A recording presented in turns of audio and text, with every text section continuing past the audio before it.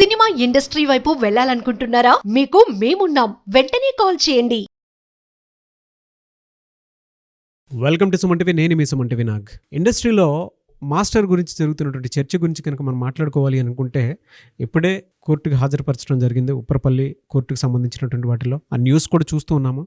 అయితే ఇరికించారా, ఇరికించబడ్డా, లేదు అనుకుంటే ఆయన తప్పు చేశాడా, దీనికి సంబంధించినటువంటి డీటెయిల్స్ ఏంటి, ఏం బయటకు వచ్చే అవకాశం ఉంది అనేటువంటిది ఈరోజు మనతో పాటు హైకోర్టు అడ్వకేట్ రవీంద్రనాథ్ గారు ఉన్నారు. అది వారి మాటలోనే తెలుసుకుందాము. Hello sir. హాయ్ అండి నాగరాజ్ గారు. సార్, రకరకాల కథనాలు, స్టేట్మెంట్లు అయితే వస్తూ ఉన్నాయి. మీరు నేను ఎఫ్ఐఆర్లో ఏముందో దానికి సంబంధించినటువంటి విషయం మాట్లాడాము. అండ్ క్విడ్ ప్రోకో గురించి కూడా మాట్లాడుకోవటం జరిగింది. దానికి సంబంధించినటువంటి వాటిలో కూడా చాలామంది వాళ్ళకి సంబంధించినటువంటి కొన్ని కీలక అంశాలను అండ్ దాంతోపాటు వాళ్ళ అనుభవాలు ఏవైతే ఉన్నాయో, ఎస్ దానికి కూడా మేము బాధితులు అని చెప్పేసి పెట్టినటువంటి వాళ్ళు కూడా కొంతమంది ఉన్నారు. సో అదంతా ఒక ఎత్తు అయితే మాస్టర్ ఫ్యామిలీ నుంచి ఒకరు మాట్లాడటం జరిగింది. సో భార్య మాట్లాడటం జరిగింది.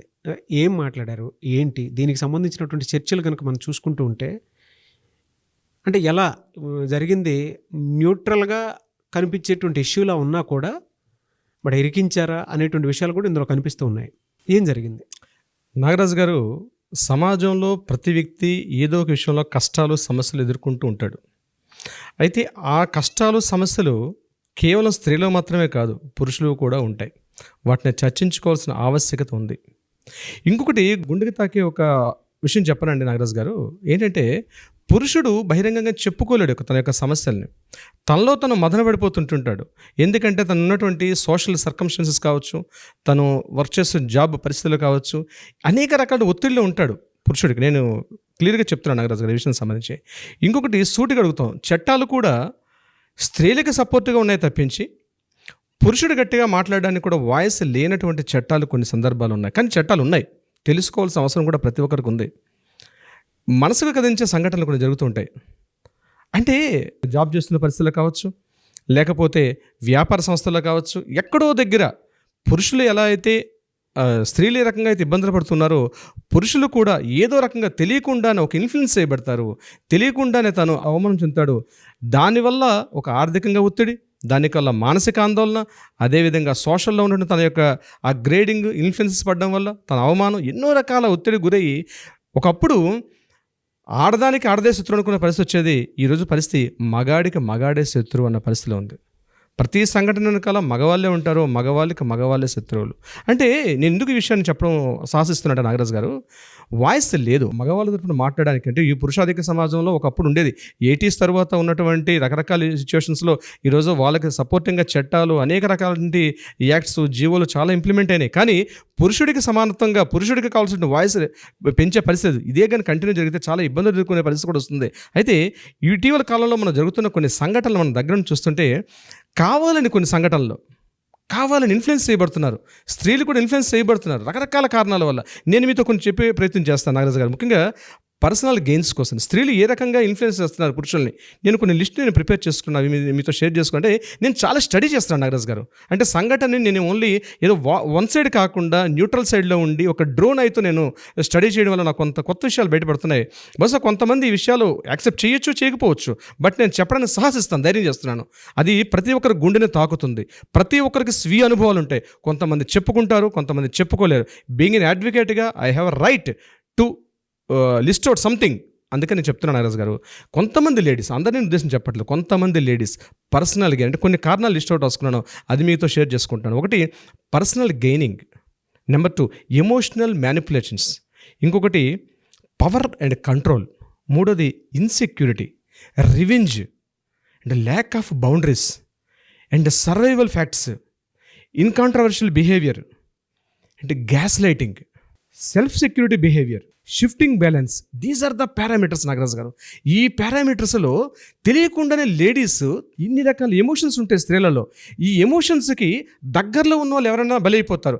ఇది ఇనిషియల్ చిన్నగా ఉన్నప్పుడు పేరెంట్స్ బలైపోతారు, కొద్దిగా పెద్ద స్టేజ్ కాస్త అడాల్సెన్స్ ఏజ్ వచ్చేసరికి పెద్దవాళ్ళు బలైపోతారు. ఇప్పుడు మీరు స్టార్టింగ్లో చెప్పినట్టుగా ఒక మాస్టర్, ఒక ఇండస్ట్రీకి సంబంధించినటువంటి ఒక మాస్టర్ గురించి మీరు మాట్లాడుతూ చెప్పడం జరిగింది. దీనికి సంబంధించి ఆయన మీద చాలా కఠినటువంటి సెక్షన్స్ తోటి కొన్ని ఎఫ్ఐఆర్ కూడా నమోదైందని చెప్పడం చెప్పడం కూడా జరిగింది. ఒకటి సెక్షన్ 376/2/N, ఇంకొకటి 506, 323. 376 క్లియర్గా చెప్తుంది గ్యాంగ్ రేప్ అనే విషయానికి.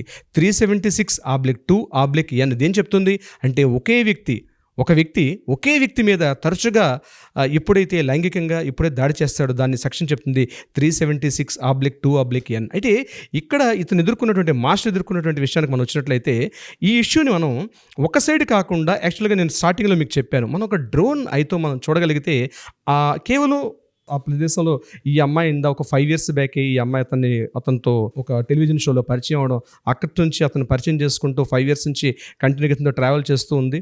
ఆ ట్రావెల్ చేసుకున్న సందర్భంలో ఈమె అసిస్టెంట్ కొరియోగ్రాఫర్గా అతని దగ్గర జాయిన్ అవ్వడం జరిగింది. దీనికి సంబంధించి ఆమెకు కూడా కొన్ని రకాల అవకాశాలు వచ్చాయి. ఆ అవకాశాల్లో ఆమె కూడా వినియోగం చేసుకుంది. వీళ్ళిద్దరు కలిసి ఆల్మోస్ట్ 5 years అయింది ట్రావెల్ చేస్తున్నారు. నోట్ దిస్ పాయింట్ నాగరాజ్ గారు, 5 years పాటు కలిసి ట్రావెల్ చేస్తున్నారు. కలిసి ట్రావెలింగ్ అంటే నేను చెప్పేది కోలివింగ్ కాదండి. ఇతనికి ఓన్ ఫ్యామిలీ ఉంది, ఆ అమ్మాయి వాళ్ళ మదర్తో ఉంది. ఇతని ఫ్యామిలీతో ఉన్నాడు. ఇతను కొరియోగ్రాఫర్స్ అంటే కొన్ని 100 మందితో కలిసి వర్క్ చేసే ప్లేస్ అటువంటిది. కొన్ని పెద్ద పెద్ద మూవీస్ కూడా చేసే ఆఫర్స్ వస్తున్నాయి. అయితే ఈ సిచ్యుయేషన్ని మనం కానీ కాస్త స్టడీ చేయగలిగితే 2 థీరీస్గా మనం చేయాలండి. ఒకటి సైకలాజికల్ థీరీలో చేయాలి, ఇంకొకటి లీగల్ ఆస్పెక్ట్స్లో చేయాల్సి వస్తుంది. సైకలాజికల్ థీరీలో అంటే జరుగుతున్న విషయాన్ని మనం క్లియర్గా చెప్తున్నానండి నాగరాజు. ఒకటి సైకలాజికల్ థీరీలో చూడాలి. సైకలాజికల్ థీరీలో చేసేటప్పుడు నేను చేసుకున్న పాయింట్స్ మీతో షేర్ చేసుకునే ప్రయత్నం చేస్తాను. సైకలాజికల్ థీరీలో నేను కొంతమంది కొరియోగ్రాఫర్స్, నాకు కొంతమంది మిత్రులు ఉన్నారు, అదే ఇండస్ట్రీలో ఉన్నటువంటి నాకు కొంతమంది మిత్రులు ఉన్నారు. ఈ వీడియోస్ చేస్తున్న ఉద్దేశంతో నేను కూడా వాళ్ళతో మాట్లాడడం జరిగింది. అట్ ద సేమ్ టైం ఎవరైతే మాస్టర్ ఉన్నారో వాళ్ళ మిస్సెస్ కూడా ఒక వీడియో మాట్లాడడం జరిగింది. దాంట్లో కూడా దొరికినటువంటి ఆ విషయాలు మనం కాస్త డీటెయిల్గా మనం తెలుసుకోగలిగితే ఆ అమ్మాయి యొక్క మెంటాలిటీ, ఆ అమ్మాయి యొక్క సైకాలజీ కూడా మనకు అర్థమవుతుంది. ఇది కొంతమంది మన మిత్రులు కూడా మాట్లాడడం జరిగింది. అంటే ఆ అమ్మాయి ఎల్లప్పుడూ కూడా ఇప్పుడు క్రయింగ్ మోడ్లో ఉండేది. అంటే ఏ చిన్న సంఘటన వచ్చినా వెంటనే రావడం, మాస్టర్జీ నాకు ఇట్లా జరిగింది, నాకు అట్లా జరిగింది అని చెప్తూ ఆమె కంటిన్యూ ఏ చిన్న సంఘటన జరిగినా ఇమ్మీడియట్గా ఏడ్చేది అని ఒక రకం ఒక సైకలాజికల్. ఎందుకు ఏడుస్తుంది అది మనం తర్వాత చెప్తాను మీకు ఆ విషయాన్ని. తర్వాత మదరే ఫోర్స్ చేసేది, నువ్వు చాలా షార్ట్ లెంగ్త్ డ్రెస్సెస్ యూజ్ చేయు, నువ్వు ఆయనతో మాస్టర్ దగ్గరగా ఉండు, ఎందుకంటే మాస్టర్ చాలా ఫేమ్ ఉంది, నువ్వు ఇమీడియట్గా దగ్గరగా ఉండడం నీకు మంచి అవకాశాలు వస్తాయి. సో నువ్వు కంటిన్యూగా మాస్టర్ దగ్గర ఉన్నటువంటి కొరియోగ్రాఫర్స్ యొక్క గ్రూప్లో కూడా నువ్వు ఫస్ట్ లైన్లో ఉండడానికి ట్రై చేయు, ఇట్లాంటివి చెప్పడం కూడా జరిగేది అని ఆ అమ్మాయి చెప్పేది అని చెప్పి కూడా మనకు తెలిసింది. ఇంకొకటి, నువ్వు టాప్ పొజిషన్లో ఉండాలి, నువ్వు చేస్తున్న వర్క్ ఏదైతే ఉందో చాలా టాప్ పొజిషన్లో ఉండాలి. అంటే ఉండడం తప్పులేదు నాగరాజు గారు, డెఫినెట్గా ఉండాలి. ఎవరైనా ప్రతి వ్యక్తి టాప్ పొజిషన్ ఉండాలని కోరుకుంటారు. కానీ ఉండాలని కోరుకోవడం అంటే ఒక లీడర్ ఎక్కే పొజిషన్లో కింద తొక్కి వెళ్ళాలని కాదు కదా. అక్కడ రియల్గా టాలెంట్ ఉంటే డెఫినెట్గా అవకాశాలు వస్తాయి. సో అది కూడా మనం ఒక సైకలాజికల్ పారామీటర్లో మనం చూడాలి. ఇంకో పాయింట్ ఏంటంటే ఆ మదర్ కూడా బెదిరించేదట, నువ్వు ఇలా చేయకపోతే నువ్వు పలానా చోటుకి వెళ్ళు, వీళ్ళ దగ్గరికి వెళ్ళు, వాళ్ళ దగ్గరికి వెళ్ళు అని తని ఇన్స్టిక్ట్ చేసేది మదరు అని ఆ అమ్మాయి ఒక అభాండం వేస్తూ, మదర్ మీద అభాండం వేస్తూ కూడా తన కలీగ్స్ దగ్గర, తన ఫ్రెండ్స్ దగ్గర, at the same time master దగ్గర కూడా చెప్పేది అనే విషయాలు కూడా మనకు తెలిసింది. మరొకటి, మాస్టర్ ఏ హోటల్లో ఉంటే, అంటే వీళ్ళు ట్రావెల్ చేసేవారు చెన్నై, బెంగళూరు, ముంబై ఇటువంటి ప్రదేశాలకు వెళ్ళేటప్పుడు మాస్టర్ ఎక్కడెక్కడ ఉంటాడో అదే ప్లేస్లో, అదే హోటల్లో తను స్టే చేయడానికి. ఎందుకంటే ఒక పెద్ద మాస్టర్ ఉండే ప్లేసుల్లోకి వీళ్ళు అసిస్టెంట్స్ ఉండడానికి యాక్సెప్ట్ చేయరు. కానీ దట్టు ఒక ఫీమేల్. కానీ మాస్టర్ ఏ హోటల్లో ఉంటే ఆ హోటల్లో ఉండడానికి ఇష్టపడేది, మాస్టర్ ఏ ఫుడ్ తింటే ఆ ఫుడ్ తినడానికి ఇష్టపడేది, మాస్టర్ ఏ రకమైనటువంటి వెహికల్లో ట్రావెల్ చేస్తుంటే ఆ వెహికల్లో వెళ్ళడానికి నాకు కూడా అటువంటి వెహికల్ ప్రొవైడ్ చేయమని ప్రొడక్షన్ వాళ్ళకి అడగడం. అంటే దీస్ ఆర్ ద పారామీటర్స్. అంటే ఒక అమ్మాయి సైకాలజీ నేను చెప్తున్నానండి. అంటే ఇది ఒక్కటి ఈ అమ్మాయిని కాదు, చాలామంది అమ్మాయిలకు ఉంటుంది ఇటువంటి కోరిక. ముఖ్యంగా ఈ టీనేజ్ దాటి అడాల్సెన్స్ వచ్చే ఏజ్లో ఇట్లాంటి ఐడియాలజీ ఉంటుంది. దీనికి సరైన విధంగా పేరెంట్స్ కూడా కోఆపరేషన్ ఉంటే బాగుంటుంది. బట్ ఈ పేరెంట్స్ విషయంలో వీళ్ళ ఫాదర్ లేరండి. మనకు తెలిసిన ఇన్ఫర్మేషన్ ప్రకారం వీళ్ళ ఫాదర్ లేరు. దట్ వీళ్ళ మదర్దు ఈవిడ ఓన్లీ ఇద్దరే ఉంటారని. దట్టు వీళ్ళు they are coming from the UP. ఇక్కడ లోకల్ మన తెలుగు వాళ్ళు కాదు, బేసిక్గా యూపీ కల్చర్. అంటే నార్త్ ఇండియన్ కల్చర్ సంథింగ్ డిఫరెంట్గా ఉంటుంది సౌత్ ఇండియా కల్చర్తో పాటు. ఇటువంటి సైకాలజీ అంటే నేను అబ్జర్వ్ చేసిన కొన్ని సైకాలజీ ఫ్యాక్టర్స్ మీకు నేను చెప్పడం జరుగుతుంది దీనికి సంబంధించి. ఇంకొకటి ఆబ్లిగేషన్ ఏమిటి వచ్చింది అంటే ఈ అమ్మాయిని చాలా వరకు ఈ అమ్మాయిని ఇండస్ట్రీలో పైకి రాకుండా తను పూర్తిగా డిప్రెస్ చేసేసాడు మాస్టర్ అని చెప్పి కూడా ఒక అభియోగం వచ్చింది. దీన్ని కూడా మనం చర్చిద్దాం. ముఖ్యంగా ఏంటంటే వీళ్ళ వైఫ్ రిలీజ్ చేసేటువంటి ఒక వీడియోలో కూడా చెప్పడం జరిగింది. ఇది మిగిలిన వాళ్ళు కూడా కన్ఫర్మ్ చేశారు. హీరో శర్వానంద్ ఉన్నటువంటి ఒక మూవీలో, అది లండన్లో షూట్ అయ్యేటప్పుడు కూడా ఈ అమ్మాయిని పంపించారని, తను కూడా ఈ అమ్మాయి కూడా లండన్ వెళ్ళి అందులో అక్కడ ఉన్నటువంటి కొరియోగ్రాఫ్లో ఈ అమ్మాయినే మ్యాక్సిమం ఆ యొక్క సాంగ్ ప్రిపేర్ చేయడంలో ఈ అమ్మాయినే మేజర్ ఇచ్చేటట్టుగా చేశాడు. నెంబర్ 2, ఒక టెలివిజన్ షోలో పార్టిసిపేట్ చేస్తున్నప్పుడు ఆ ఆ అమ్మాయిని ఐడెంటిఫై చేసి తనతో పాటు ఒక అసిస్టెంట్ కొరియోగ్రాఫర్ అవకాశం ఇచ్చాడంటే ఆ అమ్మాయిలో సంథింగ్ టాలెంట్ని ఐడెంటిఫై చేసి తన దగ్గర అసిస్టెంట్ కొరియోగ్రాఫర్గా పెట్టుకోవడం కూడా జరిగింది.